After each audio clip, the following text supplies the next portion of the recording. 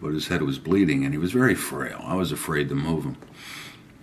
So I said, Dad, I'm going to call 911. Don't move. They'll be here. They're right up the street. They knew where he lived. Since 2013, I guarantee you, they knew where he lived. And they had been there before. I remember I had been away trying to kill myself. And he had fallen. And at that time, the locks on the main doors were still on. They had been taken off while I was living there with my dad. No explanation. But they did come in the front. And, they came in through his window.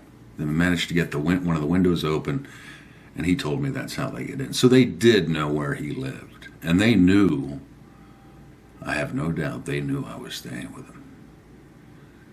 Anyways, I called 911. Tell him my dad has fallen, his head is bleeding. He needs an ambulance. Okay. So I'm staying there with him and waiting. And I just checked this out. According to Google, it's about a 7-minute drive from FASP, First Aid and Safety Patrol, the ambulance service there in Lebanon, PA. 7 minutes from where they're located to my dad's apartment. Now that's normal traffic, I would imagine, 25 miles per hour, and then I guess to 35 miles per hour on Quentin. And this is the middle of the night, very little traffic, if any, and ambulances have the right to break the speed limit. But I guarantee you, we must have waited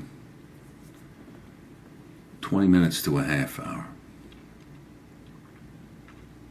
And when they do get there, they come in through the back. If you would go out my dad's apartment door, you turn to the left, that was the front door. That was where the parking lot was, okay? If you turn right, you go back the hallway. There's a door that went out the back. There's grass, the mailboxes, the parking lot was over to the left. 20 minutes to a half hour. Now, considering, I just thought of this today. I just always assumed they did it because of me.